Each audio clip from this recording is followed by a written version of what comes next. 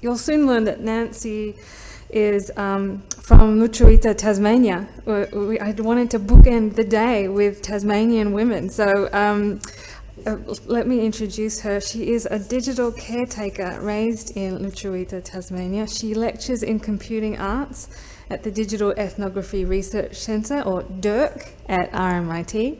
Her artistic research is driven by the demystification of technology and the mystification that lies in and through the performance of the machinic assemblage. Her work has been commissioned for Ghetto Biennale, Port-au-Prince, ACCA in Melbourne, Artspace, Critical Path, Sydney. I mean, there's a lot here. So without further ado, I think I will hand it over to Nancy for our last exciting expression on today's topic of repair. Thanks, Nancy.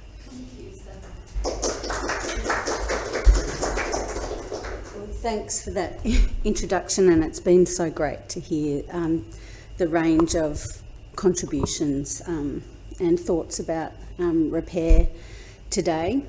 There'll be some things that hopefully I'm expanding on, and I'm definitely, coming to this topic from a feminist point of view, and a lot of these methods have already been discussed today, like awareness raising, intergenerational, intersectional understandings through a critical perspective, critical media studies. And I guess this particular presentation is focusing on the micro-social value of repair, and in a sense I'm kind of reaching back to the past 2 decades in a way to look at cultural obsolescence as well, and how experiential learning situations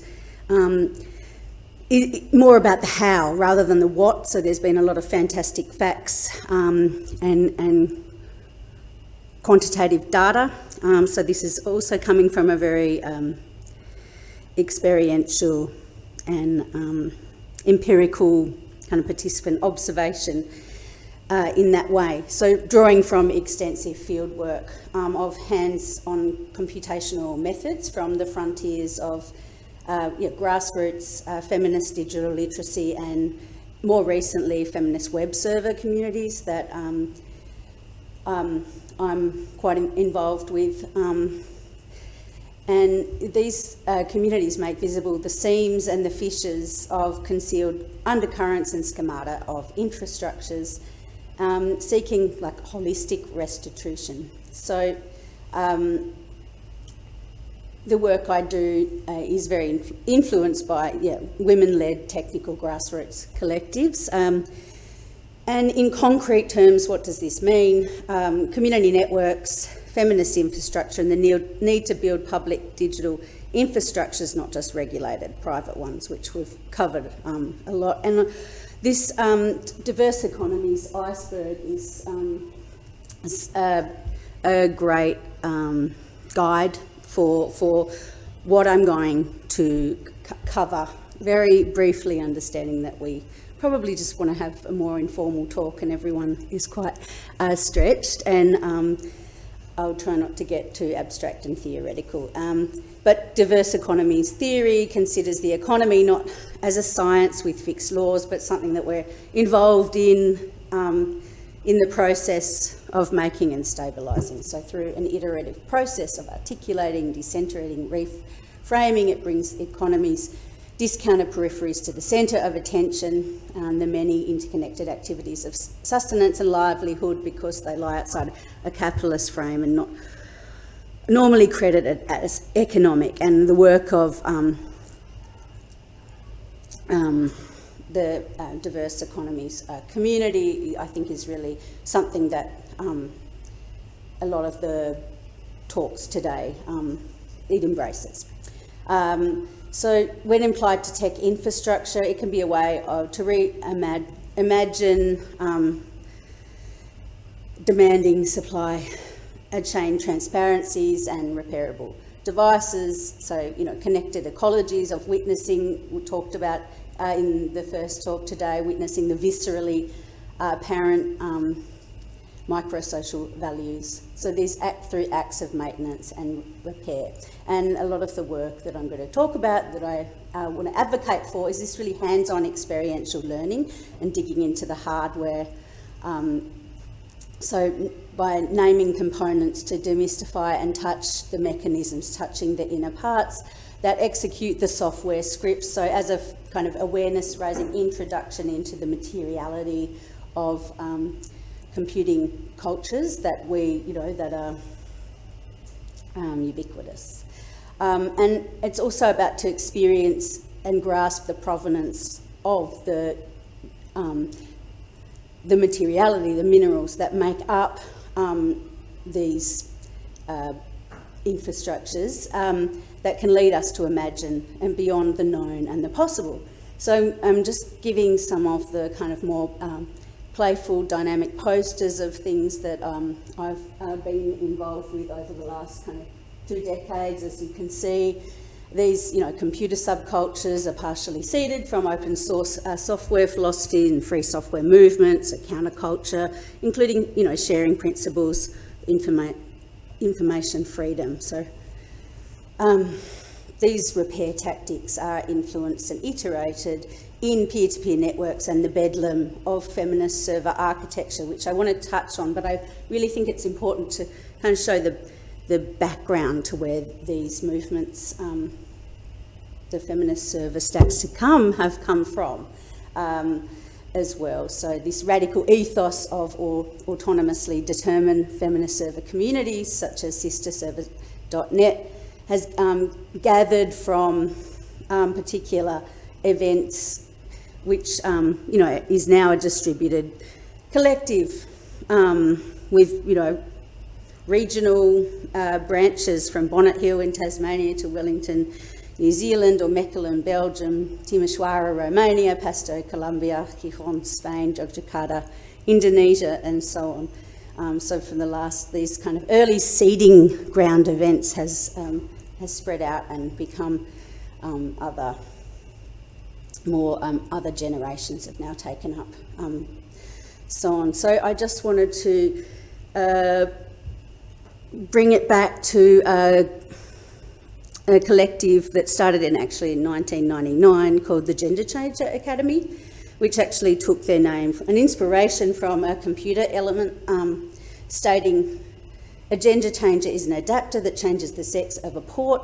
Ports with pins are said to be male and ports with holes are said to be female. In the situation where 2 pieces of hardware both have the same port, an adapter saves the day and makes a connection possible. We are reclaiming the term to mean a person interested in the gendered aspects of technology. So to us, this is a quote, but a gender changer is someone who wants to change the ideas of computers, are not for tech bros, figures out how her computer works. She's not afraid of taking it apart. She can also change any card, plug in and unplug any devices without too much hassle. And this is from 2001, right? So she's a witch, a knitter of modern times. She's a secretary, with a ballpoint of steel. She's also kind to penguins and lets her cat sit on the monitor. So reorientating a position towards the more ambivalent realms of grassroots feminist web server peer production repair enables us to move away from the targeted and plagued approach of supremacy's persistent customs. So what you're seeing here is an early gender changer website where we're using the file tree, understanding the file system architecture, and also remodifying that as well. So to try and starting with hardware and also understanding these metaphors that actually are coming from a particular understanding of holistic understanding. So the gender is basically to advance feminist repair action that attends to the remaindered experience left out of the yoke of the regimes of control. So while the feminist server stack to come is a nascent speculative proposition at this moment, there are feminist web servers being maintained and repaired today, and they represent the emerging perma-computing which is a term I used in 2008, but now it's been more formalised, but was talked about earlier on today at the first talk, so I was quite happy to hear that, and I think it's a very exciting terrain for another conversation perhaps, but these integrated practices that enable affiliates to assess possible future bearings, experiment with systemic change, and recognise inherited strategies and acts of mending include the microsocial values, right, that we were talking about a few times today, people were talking today, and to support each other, and which, you know, is also a form of care and repair, so that allows us to subvert, queer, question and speculate ways to create space for other futures.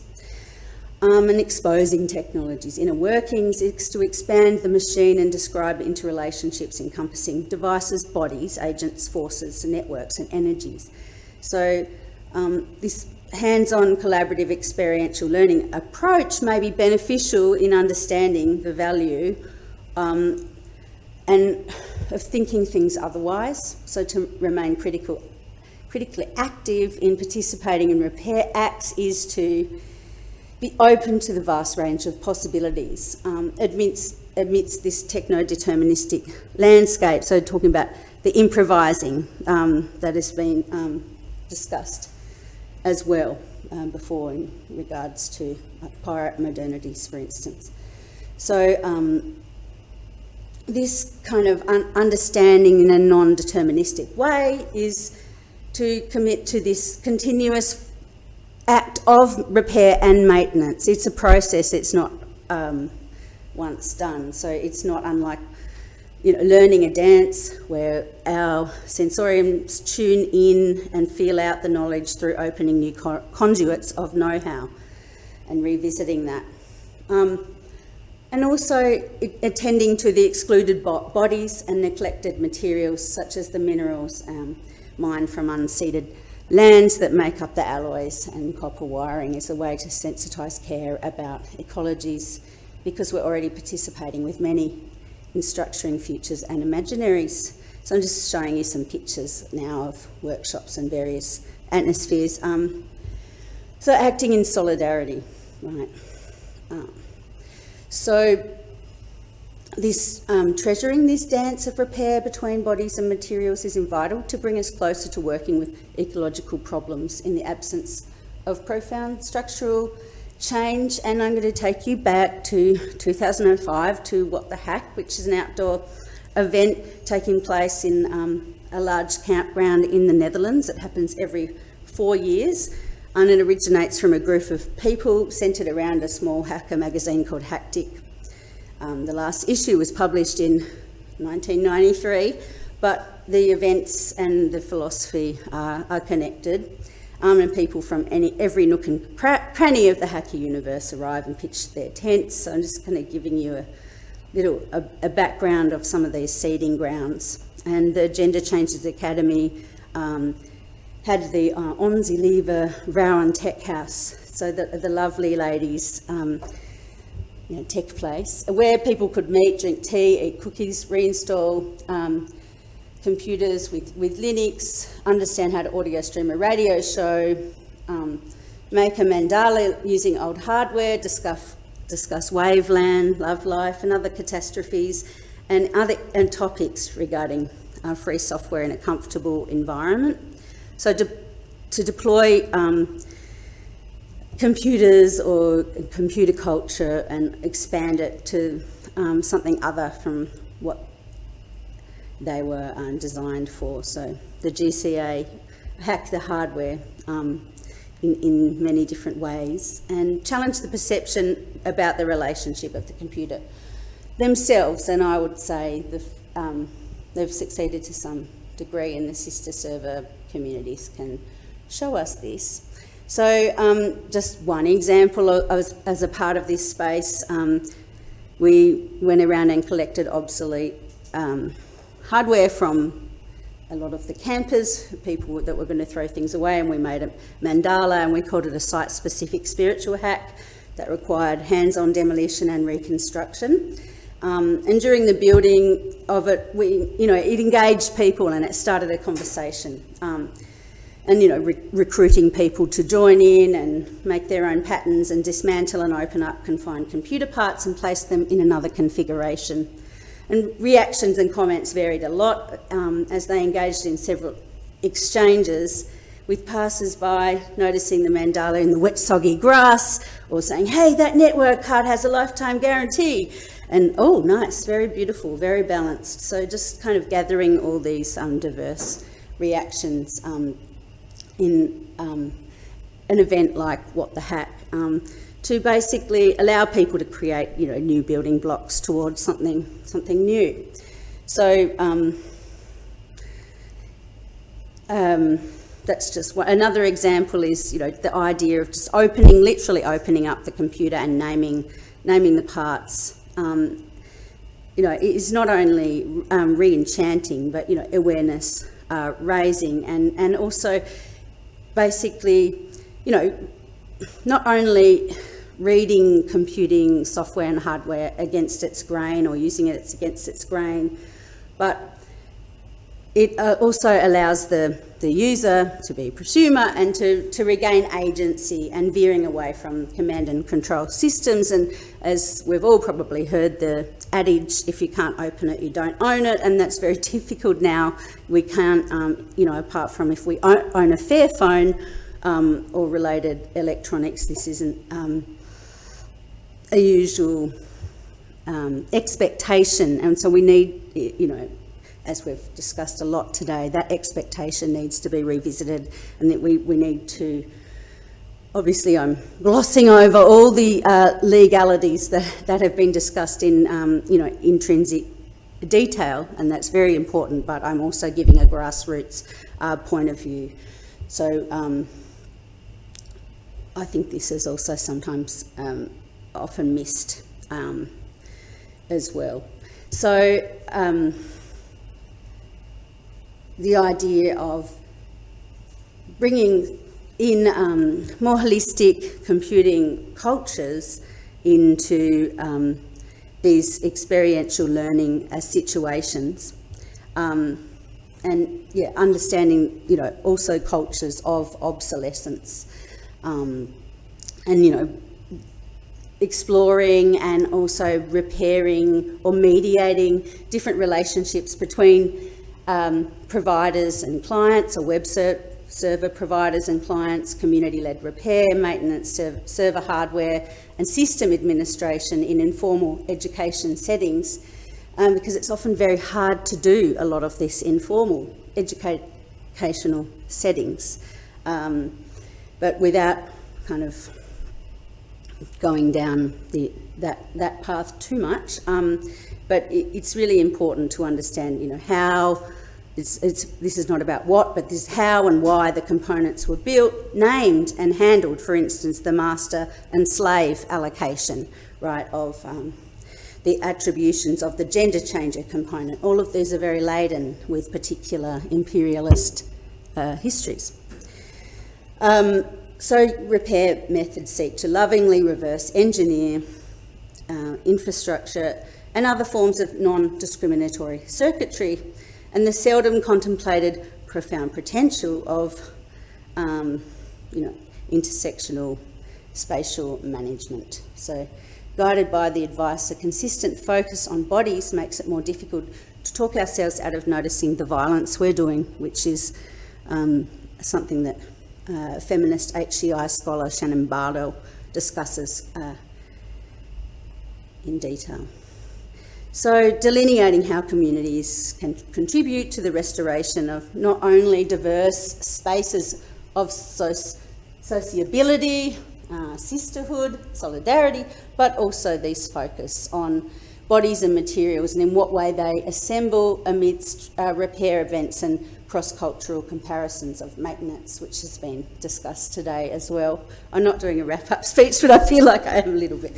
But embedded in palpable practices around these hardware demolition and reconstruction workshops that lead into more understanding of maybe more minimal computing practices like command line computing, and understanding that there's other options than necessarily proprietary software. So understanding there's other choices people can make, and from that deep diving into the systems and ecologies of repair, and notwithstanding awkward intentionality. So as Benjamin Bratton writes in his book, The Stack, as the stack becomes our karma, the feminist server stacks to come, I'm advocating, is a restorative invitation to participate in self-healing mesh networks on a very broader sense, and profoundly amend the relationships we may have lost with the rudiments that run the internet and our computational devices. So attending to the cooperative hacks and workarounds of feminist web server cooperatives can guide us to a more holistic awareness of the material substrates in the network topologies procured in repair acts that disentangle software dependency through open source versus proprietary options. And we've seen that in the various dynamic ways today in the other talks as well. So in doing so, we can understand just how visceral the internet is and what has to be done, and to think kinetically and materially and in embodied ways, to invoke the sense beyond the figures, that to type the command lines of the operating system, into the terminal, and feel the 60 or more different minerals that make up the computer chips. So this attending to the touch, right, the intimacy and the touch of the metal allows us to connect with the properties of these elements to make the smooth, shiny surfaces, and to be both mesmerised by these often talismanic-like qualities, and also be troubled by the ethics of participating in the extractive violence that we are all, or that many computer users are a part of. Which, attending to that, disrupts these normative exchanges with hardware, and by engaging corporally, and can foster intuitive solidarity, networks with minerals, life forms, humans, non-humans. So bringing this artistic research to these topics and themes of repair. And all the while the cat sits on the keyboard. So touching electronics can be a portal to experience directly and repetitively with entities, living entities such as networked intersections and tangential assemblages with distant and local actants. So this enables the participants, as you've seen in some of the pictures, to ruminate on alternative circular forms of economy and decentralised modes of exchange. And I was referencing the diverse economies iceberg before, to learn not only about the reach of infrastructures, but the provenance of the elements of which they are composed, and committing to the shared process, which is always ongoing, as I mentioned before, which, despite the complex and often hard to imagine environmental, social and political responsibilities. And when you do this, you can pinpoint their glitches and proprioceptively attune the body to sense perhaps even the server and the network tacitly, and contemplate how the system talks back, to feel the heat of the processor, right, the CPU, hear the speed and the power of the disk drive whirling, and see what files are taking up the space, yeah? So understanding these basic commands to be able to do that is some examples of what I say is becoming intimate with the materiality, and which allows us to activate this embodied consciousness. And this is care, passion and labour in repair, instead of being distant and consuming. So to sum it up, thank you, but I hope that I've shared a little bit of the maybe how in regard to these new chances of repair, and reuse that are carried in nurturing and awareness, and some fertile directions in which to proceed, rather than just pointing at obstacles, and remaining ever vigilant and attentive. Within the vestiges and sloughs of electronic detritus and stratified deposits of alloys, stone tools, sticks, wands, bones and hearth matter can ignite spirited practices of repair for the ancient future of these new forms of middens embedded along the forsaken shorelines. And thank you very much.